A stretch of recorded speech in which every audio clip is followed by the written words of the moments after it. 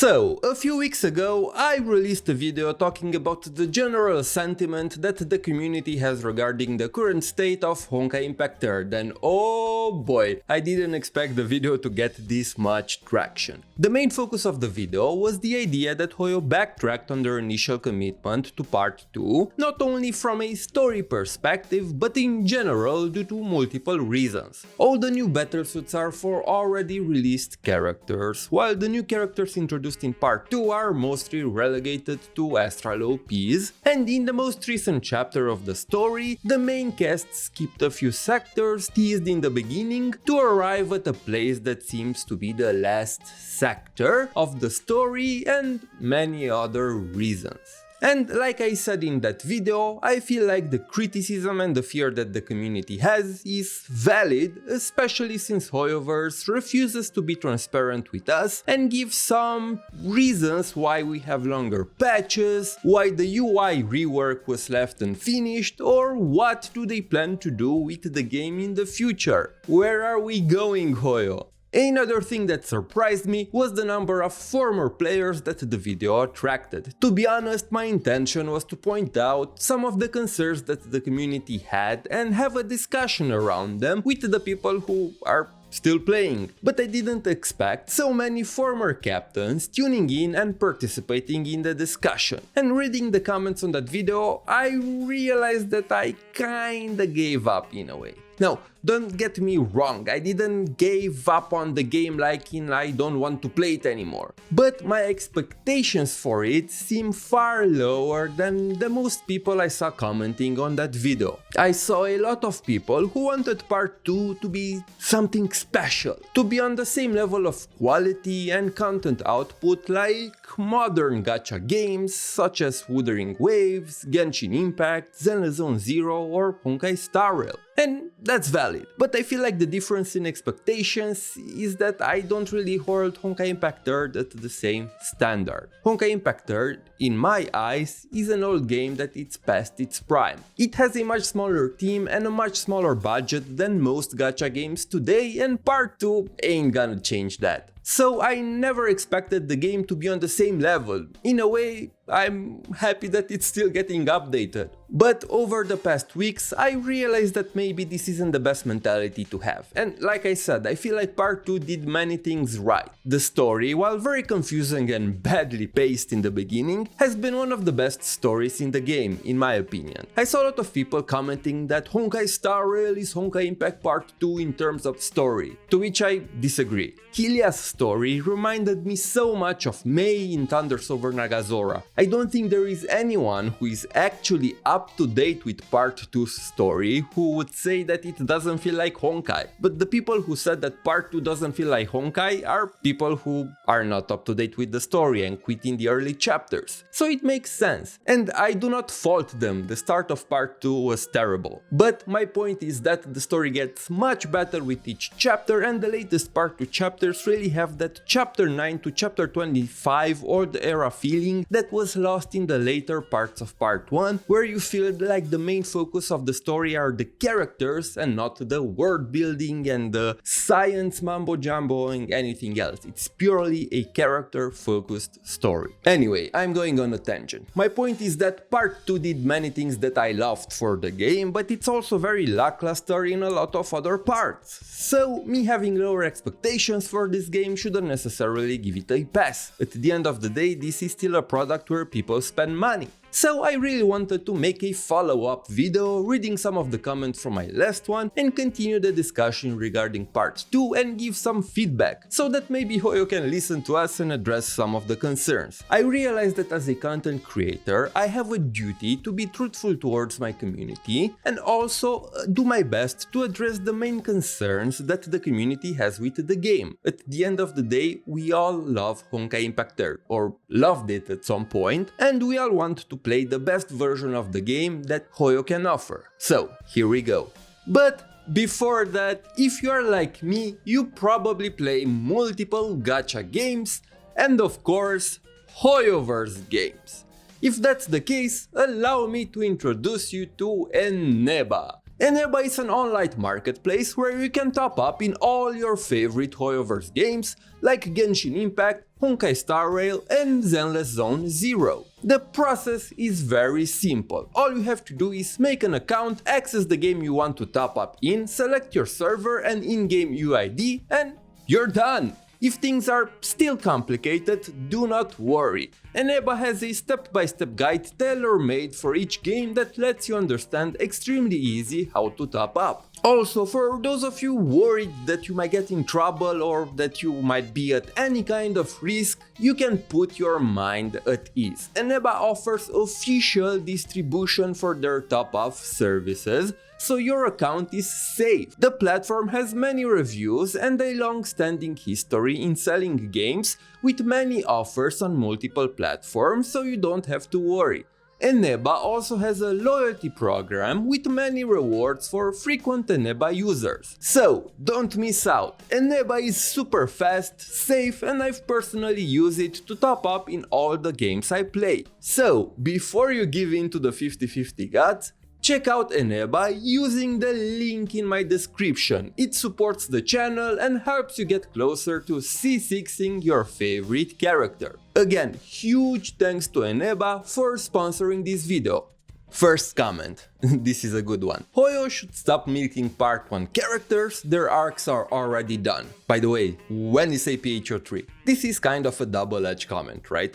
First, it tries to point out the hypocrisy of the people who advocate for more new characters while also wanting APHO3, which is full of older characters. And I'm sure that there are people like that. But from what I've seen and experienced in the community, most people who want new characters are people who genuinely love part 2 and want to see more of it. So I don't think that most of them would want APHO3 necessarily, or have APHO3 replace part 2. On the other hand, this comment also brings up an interesting idea, that of APHO3, because many people wonder why did HoYo not focus on the APHO storyline for part 2 and chose to make a new one. And yeah, I do think that continuing the APHO storyline for part 2 would have made the game more successful in this format, because it would have given the veterans something that they wanted for a long time and most people maybe wouldn't have quit. But I also feel like HoYo wanted to focus on bringing in new players initially, so they thought that maybe having part 2 be the direct continuation of a pre-established story would be a deterrent in that case. Or at least they wanted to give the illusion of the new story, because we all know that part 2 is not really a new story. Right now, after all the fiasco that was the launch of part 2, we see more and more crumbs and kind of a setup for APHO. We see more and more new designs for older units, APHO characters appearing in story, in events. There is even a little bit of setup for Mara in some of the Vita events, and it's no secret that the devs admitted that part 2 will eventually lead to APHO. And with all the new Honkai Star Rail lore that we get in the story, I can see them focusing on a post-Honkai Odyssey story after part 2 is over and expand the world of Honkai Impact 3rd with some Honkai Star Rail lore.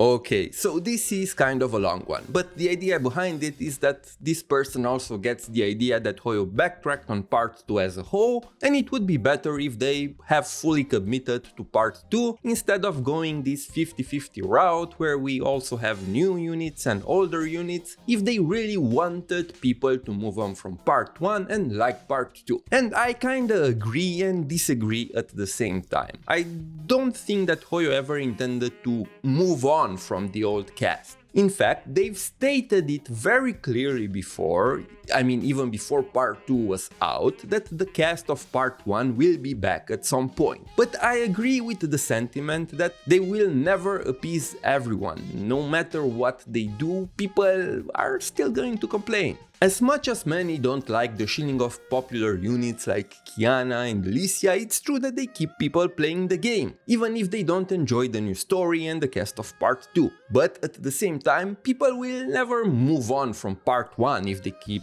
bringing them back. But in my opinion, the goal shouldn't be moving on from part 1. Like I said in my last video, part 2 is a new story, it's not a new game, it's not a new set of characters, so people should treat it more like a new story. Even if part 1 HoYo always introduced new characters, but people were not mad at it because they saw the entire part 1 as one cohesive story, so it made sense. But due to HoYo's questionable marketing for part 2, people perceive it as something different, like it's not really part of Honkai Impact 3rd, as something new. People see it like, I don't know, maybe a new planet in HSR or a new region in Genshin where we need an entire new cast for it to make sense, when in fact it's just a new story arc for the main overarching story of Honkai Impact 3rd that happens not even on another planet, honestly. I mean, it happens inside the simulation, but if we want to be technical, it happens on the moon. Which is very similar to APHO, that has some new characters and a lot of returning characters. In that regard, Part 2 and APHO are basically the same, but people don't complain about Carol, about Adam, about Lyle, about Timido.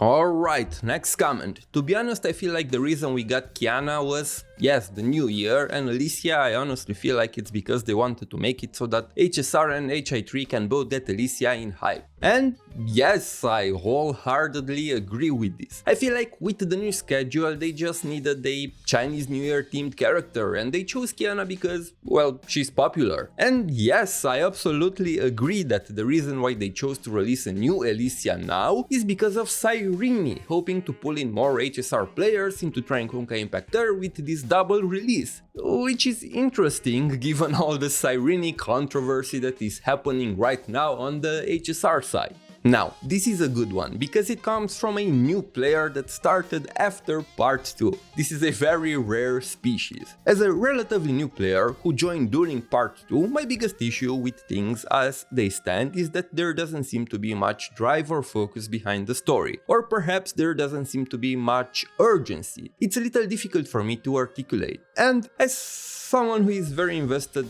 in the story, I can see where you're coming from, but I don't really agree. Part 2 has a focus and even a sense of urgency, but I don't think that HoYoverse did a very good job in conveying that, so I don't really fault you for thinking that way. What's happening on Mars right now could be a threat for the entire solar system, but I will talk about that in another video. This is not about the lore. I saw many other people having the same opinion, and I agree that Part 2 doesn't really make you feel like the stakes are high. I mean, you're in a simulation where even if you die, you don't. And we also don't fully understand Layla and the motives behind her actions. I feel like the biggest sense of threat or urgency in the game was during Chapter 3, when Perception was on a rampage. From the looks of it, I think that HoYo wants to keep the secret behind Mars's destruction and Layla's actions shrouded in mystery for a big reveal at some point, but this resulted in the entire journey feeling like it's devoid of any real threats. So yes, I definitely think that this is a reasonable take.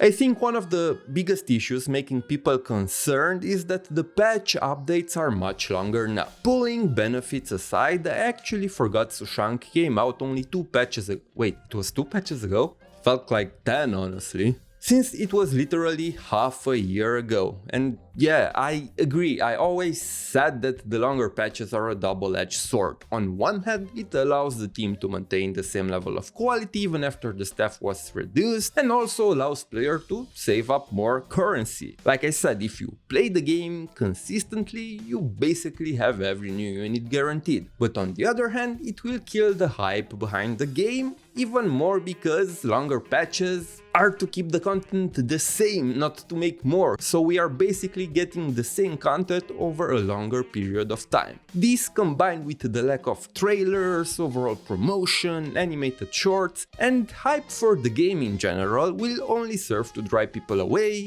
and the game will slowly dry up over time. On the other hand, if you play multiple gacha games, maybe this doesn't affect you that much, but it's clear that this update schedule is not very sustainable in the long run, at least from my perspective. The game will continue to bleed players at this rate, and I don't know what would be the best solution for it. Resume the 6 weeks cycle with lower quality? Hire more devs even if it's not sustainable from a revenue standpoint? I honestly don't know what to say regarding this. I'm really curious. What do you guys think about this, and what would you prefer?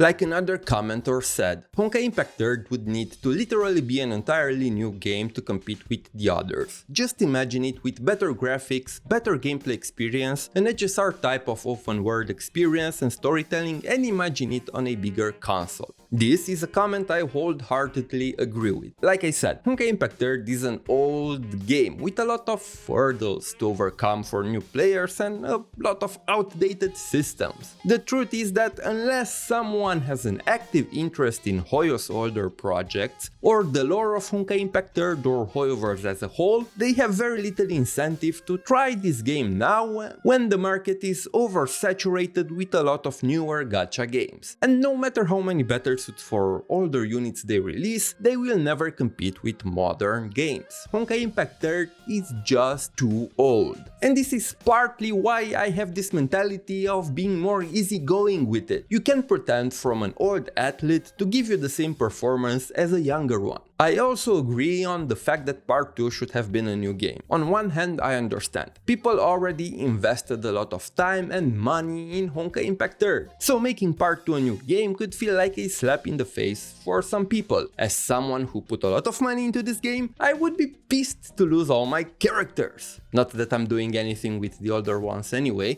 but you get the point. The game is definitely dragged down by the old spaghetti code and the older systems, and a fresh start as a new game would have definitely attracted more people. Not to mention that all the things surrounding Part 2, like the open world, environments and stories, are all self-contained and different from the rest of the game, which basically makes it a game within another game at this point. My only complaint in the game right now is the lack of diversity on the competitive side. Like, what do you mean this boss has all resistance except for the specifically new released better suit, or this boss has a specific mechanic that can only get countered by the new better suit and no other workaround? Now, I'm not really a meta Andy, so I can't comment too much on this, but I've noticed that the gameplay has been stale for a while, and this doesn't have to do much with the units themselves, but I feel like it's a design philosophy problem and a game mode problem. While Part 2 brought a lot of good changes when it comes to the gameplay, such as aerial combat, the astral link system with more diverse teams and interesting synergies, the endgame modes didn't change at all to adapt to the new additions. They are the same repetitive ones as in Part 1, Abyss, Memorial Arena and Elysian Realm. There is nothing new to take advantage of the new gameplay except for maybe some of the story bosses in Part 2. Imagine having some game modes that take more advantage of the jumping mechanic, or some other stuff that makes gameplay more interesting rather than simply add this unit to the team, do this rotation, and it's over. Again, I think that the gameplay is fun, but I feel like the endgame modes need a revamp to match the new things added in Part 2. And there is a lot of potential there, and they already have the groundwork laid out. Now it's just a matter of, are they willing to do this or not? In my opinion, HoYo doesn't hate Part 2. It was the players that hated Part 2 first and complained needing more Part 1 characters, then they listen to those haters and only get complaints about getting sick of Part 1 characters. This is something I talked with my friend before. Honkai Impact 3 players since year 1 have this weird knee-jerk reaction of change or anything new to the game. Their first reaction would just to hate and reject it first before even giving it a chance. Same thing happened to Part 2 in my opinion. Now this is another interesting comment, because I can see where this person is coming from, but I don't totally agree with them. Man, this has been the entire video, me half agreeing with people, huh? But I think that this is the beauty of the conversation and trying to look at things objectively. It's important to understand where people are coming from, but it's also important to look at the other side of the argument. In the end, you'll see that everybody has a reason for their opinions, but in reality, the discussion is a lot more nuanced. There are no wrong or right opinions here, unless they are, well, objectively or factually wrong about something tangible like the story or the lore. But yes, I do think that the community has a tendency to be abrasive towards change, but I don't think this is a Honkai Impact 3 issue, but more so a people issue. We, by nature, don't like change. So every time a game tries to change too much and too sudden, people will be mad. And for better or worse, Honkai Impact 3 is a game that changes a lot. People were attached to an already pre-established set of characters in the story, and it didn't help that HoYo marketed Part 2 as something totally new, which in fact it wasn't, but that's how it seemed. I always said that people should let HoYo cook with Part 2, and in my opinion, at least when it comes to the story, although it had an atrocious start, they did a good job in the end. I always pleaded with people to let HoYo cook and give them some time and not reject Part 2 just because it's not Part 1. But at the same time, people are not obliged to like Part 2. I feel like many saw Part 2 as a way out. Kiana's story was over, so now we move to a new location with new characters, so it's the perfect opportunity to dip. And this creates a cognitive bias where people wanted to move on, so they subconsciously exaggerated all the bad things about Part 2 in their minds, so they can have a pretext to quit the game. And how do I know that? Because I also experienced something similar with ZZZ. I got to a point where I realized that I was playing too many gacha games, so I wanted to quit some of them to make more time for other things. And this was around the time when ZZZ 2.0 was going to release. So I told myself that I will try 2.0, and if I don't like it, I will quit. And lo and behold, I hated 2.0. But what's interesting, after playing through it, I had this weird feeling of happiness. I was like, yay, it sucked! I was happy that I didn't like it. In the end, I quit and my mind was put at ease, because now I have more time. But now, looking back, I realized that it was a case of subjective bias. I wanted to hate ZZZ 2.0, so my mind did everything it could to make me hate it, even though now, looking back, it definitely wasn't that bad. I actually think that it was pretty alright, even better than Chapter 1 of Part 2. So, I can only assume that a lot of people did the same with HI3 Part 2. They wanted to quit, so they made up their minds that Part 2 sucks from the start to justify their actions. And at that point, no matter what, all the issues with the game were a lot more obvious for them and more amplified. Of course, this is not to say that Part 2 was perfect. The launch was a disaster, there's no denying that, and people were justified to quit. But I also think that many wanted to focus on the bad aspects of the game to justify their actions. And even now, after they quit, they still want Part 2 to be bad. They still want Part 2 to suck, so they are not forced to come back to the game, or at least have a reason in their minds not to come back to the game, because they probably don't really have time for another game on their schedule, so it's much easier for them to admit that Honkai Impact 3 sucks, Part 2 sucks, I won't go back to play it again. Anyway, what do you think? I genuinely want to have a discussion and gather some feedback and maybe even send it to the Honkai Impact 3 team. Due to me being a content creator, I have some connections with HoYoverse now, and I think that it's at least worth trying to voice our concerns and give out feedback for the betterment of the game. I want to hear your opinions and do a compilation of feedback that I can send forward. I love Honkai Impact 3, I will continue to make content and play Honkai Impact 3, but if possible, I also want to help the game be better together with all of you, and if I can use my platform for that, then I'm more than happy to do so, even if I may come across as less positive sometimes. I just want the best for this game. Thank you.